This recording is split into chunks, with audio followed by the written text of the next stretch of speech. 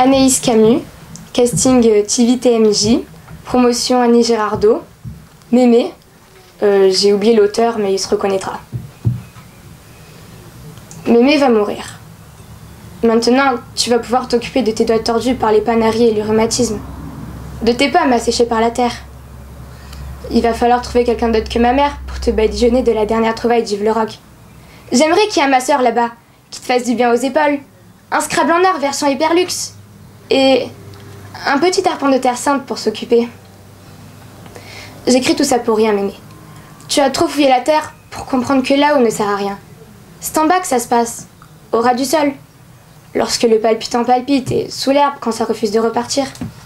On quitte tout ça, tout ce travail, cette vie de labeur à se débrouiller pour mettre quelque chose dans les assiettes trop nombreuses du midi et du soir.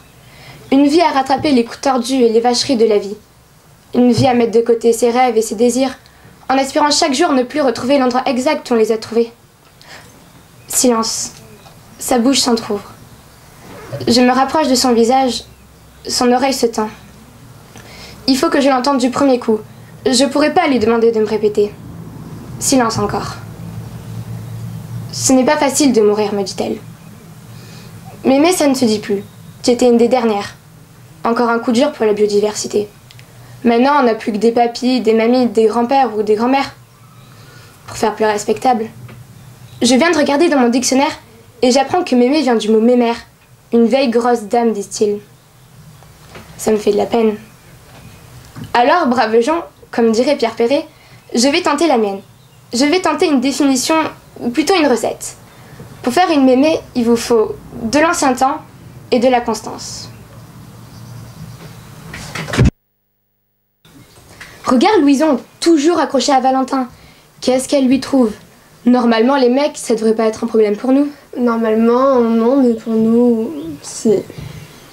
Qu'est-ce qu'on a de moins que les autres? On n'a rien de moins, on a même plutôt plus. Mais ce qu'on a en plus, c'est de trop. Qu'est-ce qu'ils nous reprochent, les mecs? On est bien à la mode. À la mode, oui, mais de quelle année? Ça compte pas, ça, l'apparence. Un mec qui juge pas là-dessus. Oui, non. Il est plus intelligent que ça, non? Oui, n'empêche que l'autre fois en boîte, il n'y en a pas un qui t'a adressé la parole. Dimanche, quand j'avais mis ma belle tenue. Oui, seul en velours orange avec ta chemise à jabot, tes chaussures à haut talons. Évidemment, c'était une soirée à thème. Un peu carnaval, quoi. Ils venaient pas me parler, les mecs, ils osaient pas. Ils étaient impressionnés. Ah bah faut dire que t'étais impressionnante. Et toi, t'en as eu beaucoup des mecs? Non, mais c'est parce que moi je suis très difficile. Pourtant, moi, je suis pas difficile.